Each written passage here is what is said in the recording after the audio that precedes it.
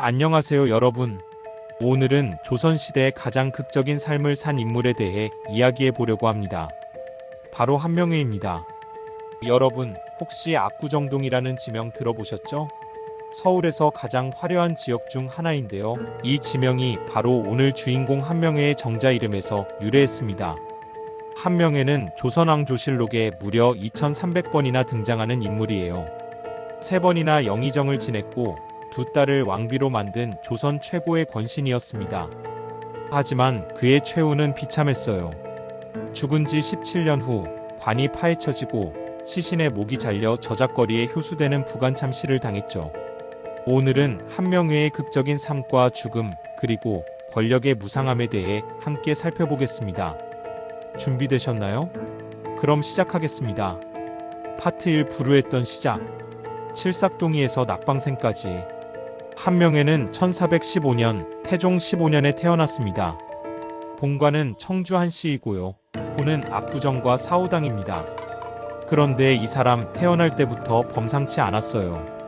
어머니가 임신 7개월 만에 조산을 해서 미숙아로 태어났거든요. 그래서 칠삭동이라는 별명을 얻었습니다.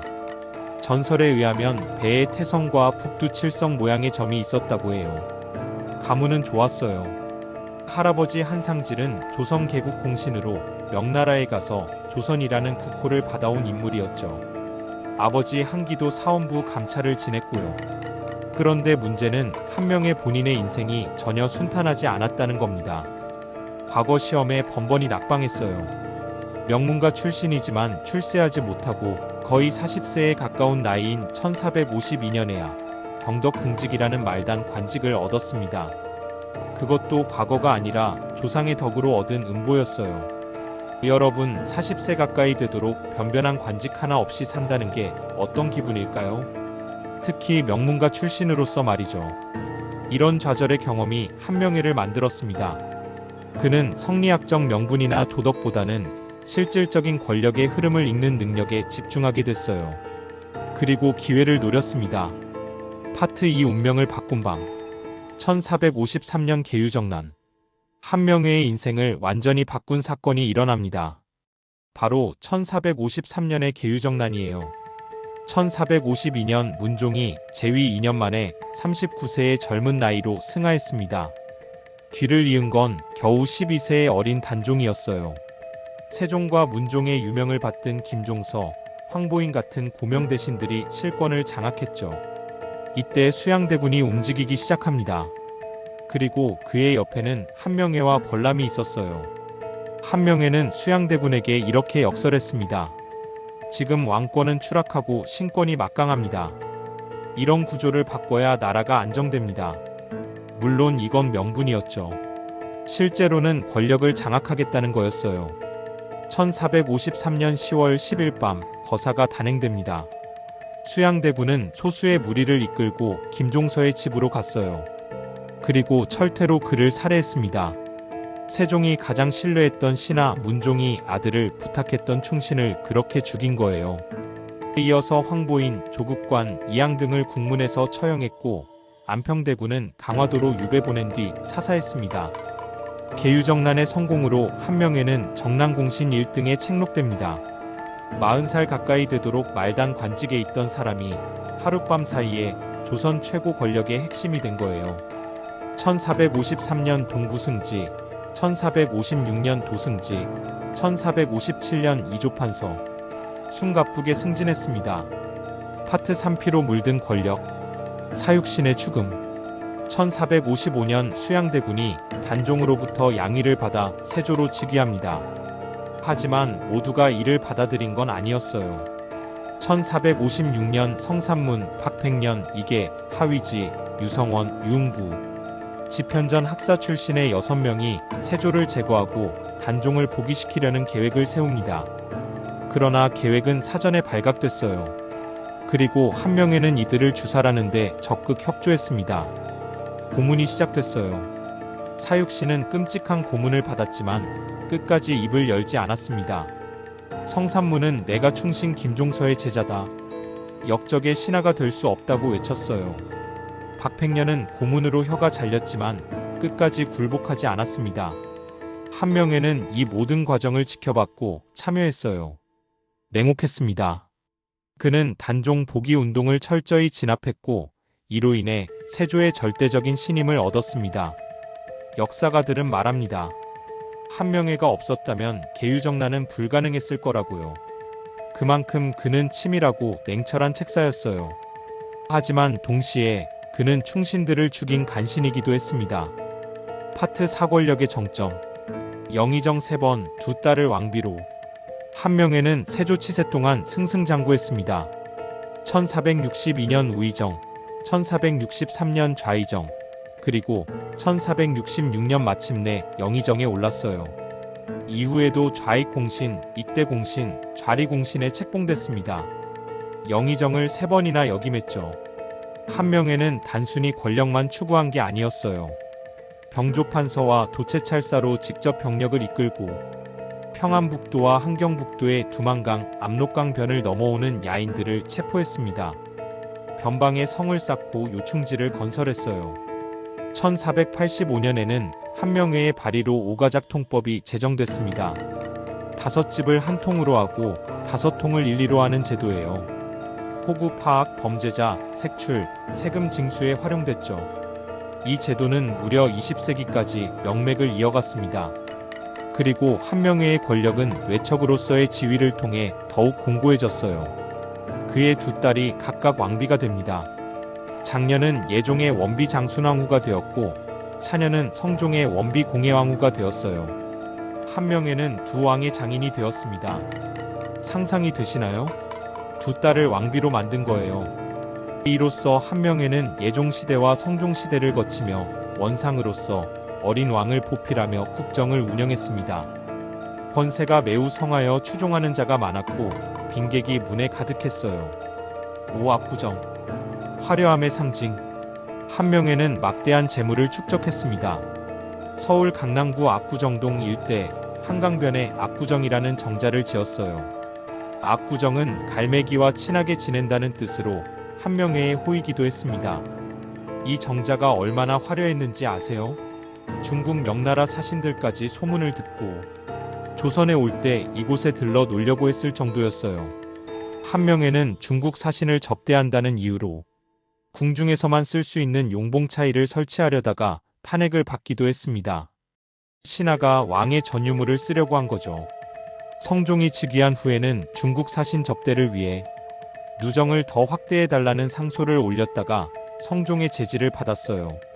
압구정은 한명회의 화려한 권력과 부를 상징하는 공간이었습니다. 오늘날 서울 강남구 압구정동이라는 지명도 바로 여기서 유래했어요. 한명회의 집안은 엄청난 부를 축적했습니다. 노비만 수백 명이었고 전답도 셀 수 없이 많았어요. 권력이 곧 부였고 부가 곧 권력이었던 시대였죠. 파트 6 부관참시의 씨앗. 패비윤씨 사건. 한명회의 화려한 인생에 어두운 그림자가 드리워졌습니다. 바로 1479년의 패비윤씨 사건이에요. 성종의 두 번째 부인이자 후궁 출신 왕비인 윤씨는 다른 후궁들, 특히 귀인 정씨와 귀인 엄씨의 모함으로 1482년 사약을 받고 27세의 나이로 생을 마감했습니다. 당시 한명회를 비롯한 대신들은 윤씨의 패출과 사사에 찬성했어요. 왕비를 패출하고 죽이는 일에 동의한 겁니다.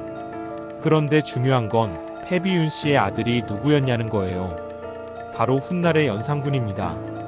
이 일이 훗날 한명회에게 어떤 결과를 가져올지 그때는 아무도 몰랐습니다. 파트 7 말년과 죽음. 1484년 봄 한명회는 나이가 많은 것을 이유로 물러나기를 청했습니다. 하지만 성종이 허락하지 않고 궤장을 내려줬어요. 궤장은 나이든 신하에게 내리는 지팡이로 최고의 예우였습니다. 1475년 영의정과 병조판서에서 해임되었지만 그 이후에도 부원군 자격으로 정사에 계속 참여했어요. 1480년 가을 한명회는 다시 부원군직 사임을 청했으나 성종은 승낙하지 않았습니다. 성종은 어차를 보내어 이렇게 말했어요. 국가의 공적이 여러 세대에 이르고 제주와 식견은 한 세대를 앞서갈 만큼 밝으며 충성으로 임금을 섬기고 나라 근심으로 염려하여 논의하면 반드시 적중했다. 1487년 11월 28일 한명회는 73세를 일기로 생을 마감했습니다. 성종은 예장하기를 예와 같이 했어요. 한명회는 세조의 묘정에 배양되었고 1488년 충청남도 천안시에 신도비가 세워졌습니다. 한명회는 편안히 죽었습니다. 최고의 영예를 누리며 말이죠. 하지만 이게 끝이 아니었어요. 파트 8 1504년 관이 파헤쳐지다. 갑자사화. 한명회가 죽은 지 17년 후인 1504년 조선 역사상 가장 비극적인 사건 중 하나가 일어났습니다. 연산군이 자신의 생모인 패비윤 씨의 죽음 배경을 알게 된 거예요. 연산군은 극도의 분노에 빠졌습니다. 어머니가 억울하게 죽었다는 걸 알게 됐고 누가 그 일에 가담했는지도 알게 됐어요. 1504년 3월 20일 연산군은 성종의 후궁인 귀인 엄씨와 귀인 정씨를 궁중 뜰에서 몽둥이로 때려 죽였습니다. 이어서 윤씨 폐위와 사사에 찬성했던 윤필상, 이극균, 이세자 등을 처형했어요. 그리고 이미 죽은 사람들까지 처벌했습니다. 바로 부관참시예요. 한명회, 정창손, 심해, 이파. 이들은 이미 죽었지만 연산군의 분노를 피할 수 없었습니다. 5월 11일 의금부는 청주로 갔어요. 한명회의 묘를 찾아서 관을 쪼갰습니다. 그리고 시신의 머리를 베어 한양으로 가져왔습니다. 연산군은 죄명을 써서 한명회의 머리를 저작거리에 매달았어요. 한때 조선의 최고 권력자였던 한명회. 영의정을 3번이나 지내고 2딸을 왕비로 만들고 압구정에서 호화롭게 살았던 그 사람의 시신이 목이 베어지고 해골이 부서진 채 길바닥에 효수된 겁니다. 부관참시를 하던 날 갑자기 날이 흐려지고 비가 왔다고 해요.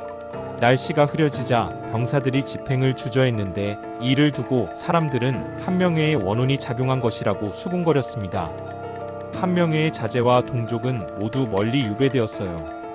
갑자사화의 참혹함과 사나움은 모호사화보다 더욱 격렬했다고 기록되어 있습니다. 파트 9 신원과 폭권. 1506년 중종 반정이 일어나 연산군이 폐위되었습니다. 중종이 즉위한 후 한명회는 신원되어 복관되었어요. 1507년 10월 조정은 예관을 보내 한명회의 유고를 재장사했고 세조의 묘정에 다시 배양했습니다. 공식적으로는 명예가 회복된 거죠. 하지만 역사적 평가는 그렇게 간단하지 않았습니다. 해시태그 파트 10 영화관상의 예언. 2013년 개봉한 영화관상에 한명회가 등장합니다. 배우 김종수가 연기했는데 비열하고 간교한 이미지로 묘사됐어요. 영화의 한 장면이 인상적입니다. 관상가 김내경은 초야에 은거한 곳까지 찾아온 한명회에게 이렇게 말해요. 당신 목이 잘릴 팔자요.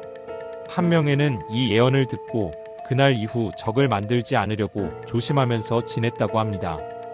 그리고 결국 목이 잘려서 죽지 않았음에 안도하면서 생을 마감했죠. 하지만 아이러니하게도 죽은 지 17년 후 관 밖으로 꺼내어져 목이 잘리는 부관참시를 당하고 맙니다. 영화는 이를 통해 권력의 무상함과 인과응보를 극적으로 표현했어요. 피할 수 없는 운명이었던 거죠. 파트 11 역사적 평가. 간신인가 공신인가? 한명회에 대한 역사적 평가는 극명하게 엇갈립니다. 긍정적 평가부터 볼까요? 첫째, 그는 계유정난을 통해 비대해진 신권을 억제하고 왕권을 강화했습니다. 어린 단종을 끼고 권력을 휘두르던 신하들을 제거한 거죠. 둘째, 국방 개척과 국방 강화에 기여했어요. 직접 병력을 이끌고 변방을 지켰습니다. 셋째, 오가작 통법 같은 실질적인 제도 개선에 앞장섰습니다. 이 제도는 수백 년간 조선의 행정 기반이 됐어요. 넷째, 성종 때 성균관 장서 확충에도 공을 세웠습니다. 하지만 부정적 평가도 만만치 않습니다. 첫째, 명분 없는 권력 찬탈에 가담했습니다. 단종은 정당한 왕이었고 수양대군의 찬탈은 역사적으로 정당화되기 어려워요. 둘째, 사육신을 비롯한 충신들을 무자비하게 주살했습니다. 김종선은 세종이 가장 신뢰했던 신하였고 사육신은 의리를 지킨 충신들이었어요. 셋째, 과도한 재산 축적과 권력 남용이 있었습니다. 압구정 사건이 대표적이죠. 넷째, 두 딸을 왕비로 들여보내 외척 세력을 형성했습니다. 이는 후대 왕실의 정치적 불안을 야기했어요. 조선왕조실록은 한명회를 이렇게 평가합니다. 젊어서 유학을 업으로 삼아 학문을 이루지 못하고 충순이에 속하여 뜻을 얻지 못하고 불우하게 지내다가 벌랑과 친교를 맺고 세조가 잠저에 있을 때 만나 대책을 찬성하여 그 공이 가장 컸으며 10년 사이에 벼슬이 정승에 이르렀다. 자, 오늘 우리는 한명회의 극적인 삶을 살펴봤습니다. 불우한 젊은 시절을 보낸 그는 계유정난이라는 정변을 통해 일약 조선 최고의 권신이 되었어요. 영의정을 3번이나 역임하고 두 딸을 왕비로 들여보내며 막강한 권력과 부를 누렸습니다. 하지만 그가 쌓아올린 권력과 부, 명예는 죽음으로도 끝나지 않았어요. 생전에 참여했던 패비윤씨 사건이 화근이 되어 죽은 지 17년 후 관이 파헤쳐지고 시신의 목이 잘려 저작거리에 효수되는 비참한 최후를 맞았습니다. 한명회의 생애는 권력이 얼마나 덧없는지를 보여주는 역사적 교훈입니다. 관상 영화에서 관상가가 예언했듯이 목이 잘릴 팔자였던 한명회. 그는 살아서 피했지만 죽어서 결국 그 운명을 맞았어요. 불의한 방법으로 얻은 권력은 결국 화를 부른다는 것. 충신을 해치고 권력을 남용하면 언젠가는 대가를 치른다는 것. 한명회의 삶이 우리에게 남긴 교훈입니다. 오늘날 서울 강남구 압구정동에 가면 여전히 한명회의 이름이 남아있어요. 하지만 그곳의 화려함 뒤에는 권력의 무상함이라는 쓸쓸한 진실이 숨어 있습니다. 조선왕조실록에 2300번이나 등장하는 한명회. 그는 조선 정기 역사에서 빼놓을 수 없는 핵심 인물이지만 동시에 권력의 양면성을 보여주는 인물이기도 합니다. 한명회의 묘는 지금 충청남도 천안시에 있습니다. 경부고속도로가 묘역 바로 앞을 지나가요. 천안휴게소에서 차로 5분 정도면 도착할 수 있습니다. 한 번쯤 들러서 생각해보는 것도 의미 있을 것 같아요. 권력이란 무엇인가, 정의로운 삶이란 무엇인가에 대해서 말이죠. 오늘 방송이 여러분에게 역사를 통한 지혜를 얻는 시간이 되었기를 바랍니다. 다음 시간에도 더 흥미로운 역사 이야기로 찾아뵙겠습니다. 감사합니다.